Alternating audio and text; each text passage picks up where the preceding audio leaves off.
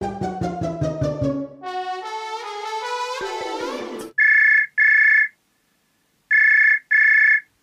پلاسکو، خوبی؟ سلام، ببخشید شما؟ نشناختی؟ سانچی هم، کشتی سانچی. سانچی تویی؟ نشناختم. صدات چرا عوض شده؟ آخه کف اقیانوسم، خوب آنتن نمیده. کف اقیانوسی هنوز؟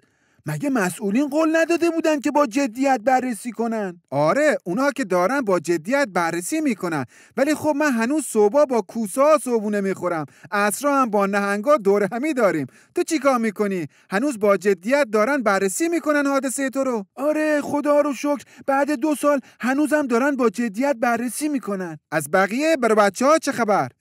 والا یه قطار تو نیشابور چپ کرده، اونم دارن با جدیت بررسی میکنن.